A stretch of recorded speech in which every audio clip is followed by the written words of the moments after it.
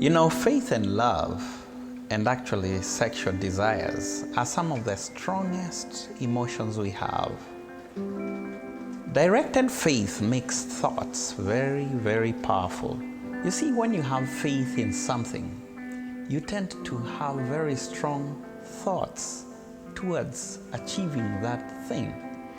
Whenever you want to do or change something, you must start with total belief that you are going to accomplish it.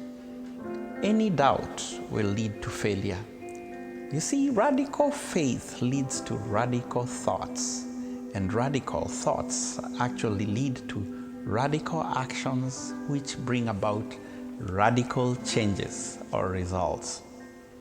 Faith can be developed through repeating affirmations to your subconscious mind again and again. When people pray, they are actually building their faith, same as meditation. At the end of the day, the subconscious does not know the difference between what you're imagining and what is happening in the real world. There are a lot of people who believe themselves doomed by poverty and failure because of some strange force over which they believe they have no control.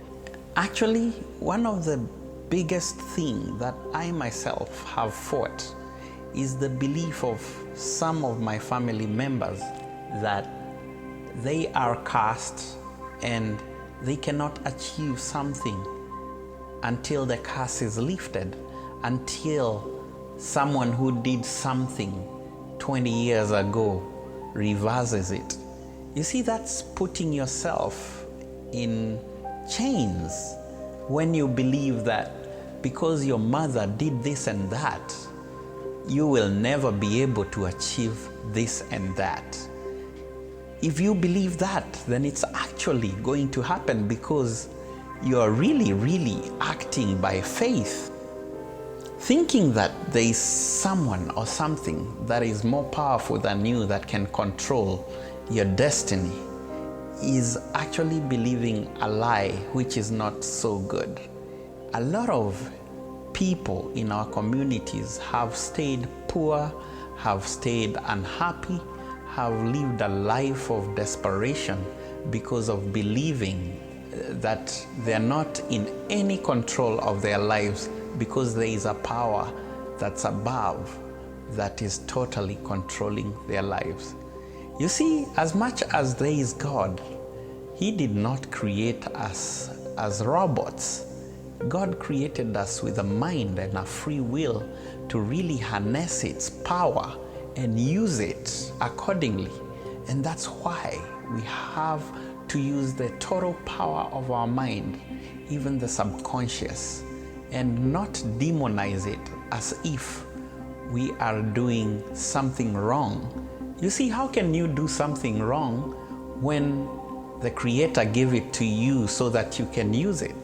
It's like giving me a toolbox to fix a car and telling me, no, you cannot fix a car using this toolbox.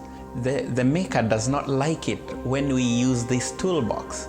You see, thinking as I am thinking right now can put me in a lot of criticism in other people's minds because they have these funny religious beliefs that I should not believe the way I'm believing or follow the way of understanding that is truly working. And actually they can actually throw it out and make it seem as evil or something that came from an evil spirit, whereas it's actually our brain. It is what God gave us to think with, and we are capable of tapping a lot of power from our brain. If you believe that you will never be wealthy because your family believed something is wrong in the past, it will be so.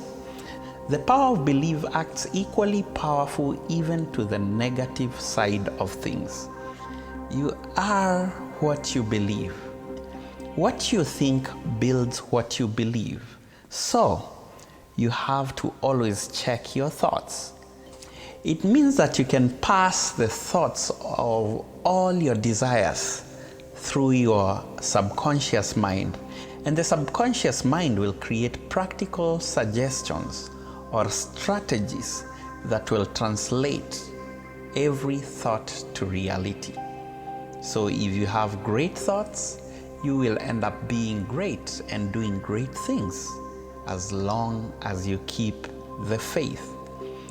Your belief or faith is the element which determines the action of your subconscious mind.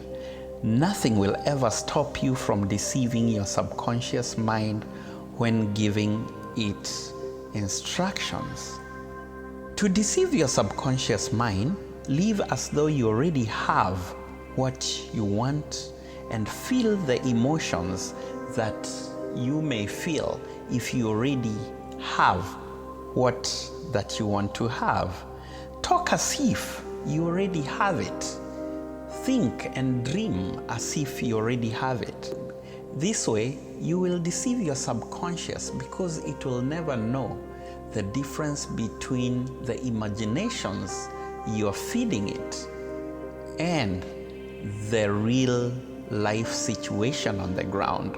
So, by feeding it with what you want, as if you have it, your subconscious will believe you so much such that if it finds any deficiency of what you may not have, but you're telling it that you have it, it will find ways and means that are so practical to achieve that which your subconscious already believes that it has.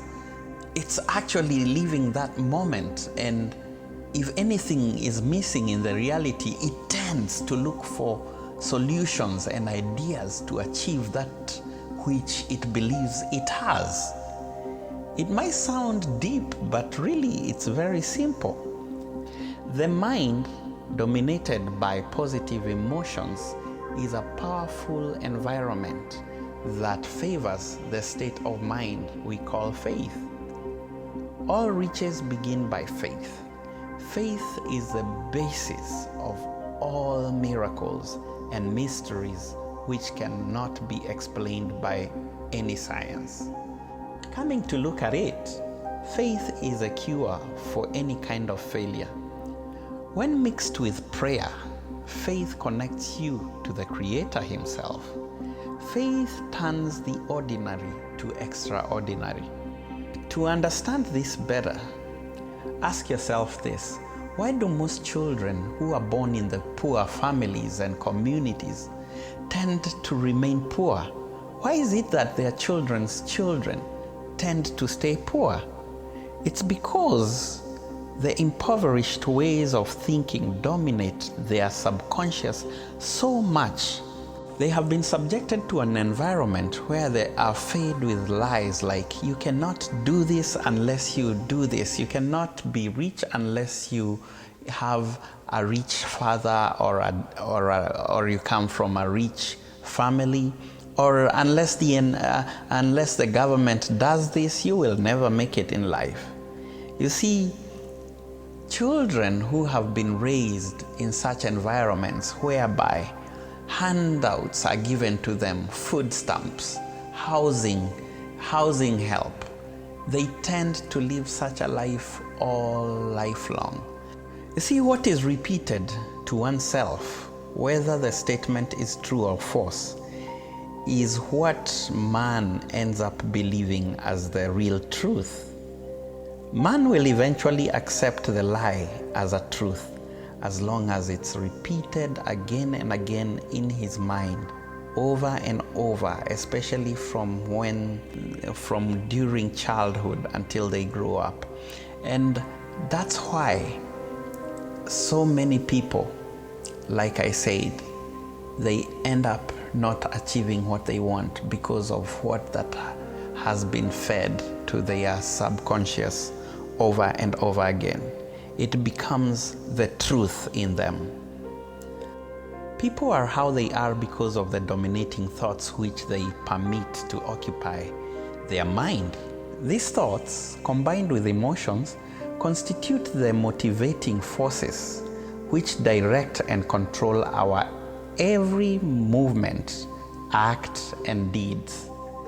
Thoughts and emotions tend to attract other similar or related thoughts.